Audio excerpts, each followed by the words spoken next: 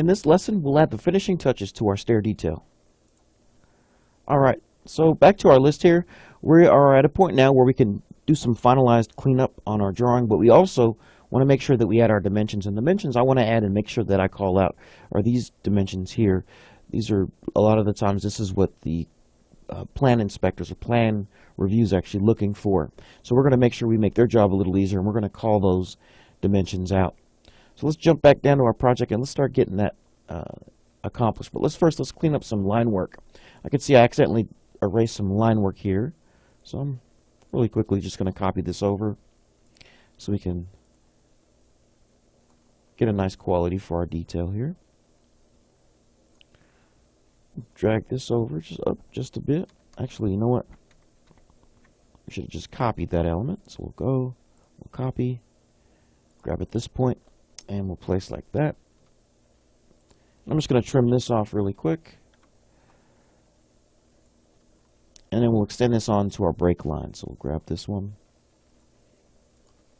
Do the same thing for this one. And then we'll use our break line to trim this out. So we'll go trim. Alright, there we go, that's taken care of. I think I saw some stuff down here I can actually trim out. So we'll trim out this stuff, as well as stuff down here. So I'll go trim. Alright, so that reads a lot better, looks a lot cleaner. Probably stand to bring this little line here to this end point there. So, alright, so here we are. So now we can actually start adding some dimensions to this. So I'm going to make sure I'm on the right layer. So we'll go to text and nano, and we're going to add some dimensions. So we definitely want to get our rise and run in place. So we'll go rise, and our run.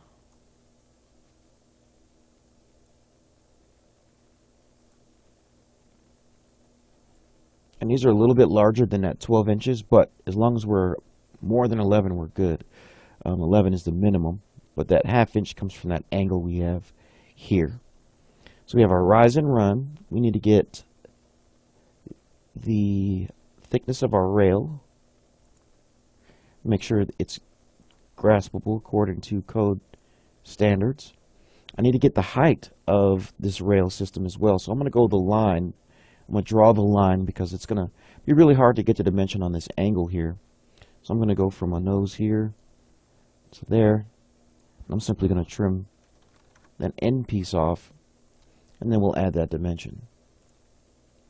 So from here to there should be 3 feet, like so. And I'm going to do the same thing up here as well. Since technically this is another set of stairs, we want to make sure that we show that this is also code compliant. So again, I'm going to go with my line.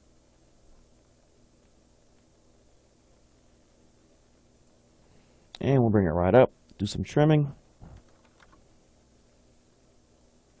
Add a dimension. And there's that one. So now let's get our extensions as well. So we'll go there. We want to make sure we show that these are 12-inch extensions at the end. I'm going to do the same thing for this one. But when I'm measuring this one, I need to go from this point all the way to, I believe it's the nose here. So it'll actually line up with this line. So let's grab that dimension. We'll go from this point to this point. Should be a foot, and it is. So that'll show our extension there as well on bottom.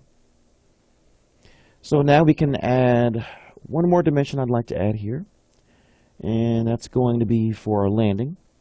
So we'll go ahead and add that too. So now that we have things cleaned up a bit, dimensions added, we could maybe want to reinforce some of our graphics here with maybe some multi-leaders or some text.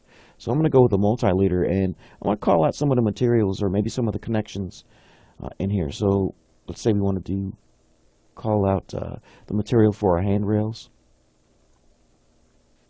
I'm going to do that, turn off my ortho.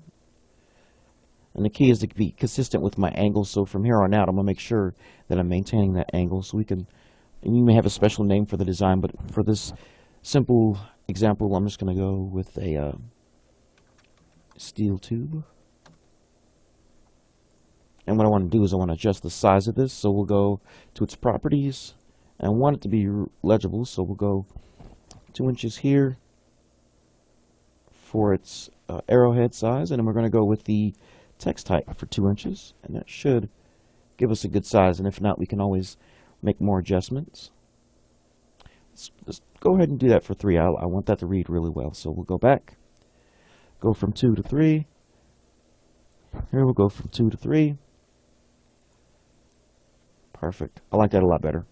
So now I'm going to get that one and I'm going to copy this so that I can use this size that we just created over and over again as many times as we need in our drawing. So I'm going to do this and we'll go with stairs. Nope. S-T-A-I-R-S. There we go. Now I could just copy this and use it wherever I need to, really, and then just change the text in the box. So we wanted to call out maybe the glass material. I can do that here. And we can go 1/4 inch glass panel. Replace that steel tube with glass panel. Maybe we want to call out that connection piece down there. We can copy this and call this out as well. I want to say this one is welded angle iron, something generic. Again, it's a real simple example, but you may have different way you explain your detail here, but the principle is the same. So we have all our key dimensions. We've even called out some of the material we have here. This is basically the process you can go through to create a stair detail in AutoCAD. The key is making sure you follow code. You'll always have a range of dimensions, and so you'll have a little bit of flexibility. But the good thing is it gives you a guide and it tells you exactly what you got to do. So this is kind of a basic example, good example of how to create a stair detail that's code compliant and really easy to do, using some copy, pasting, and mirroring tricks to speed along your work. So I hope you learned something from this one. I enjoyed creating this with you and walking through the process, and I look forward to doing more work with you in CAD in future courses.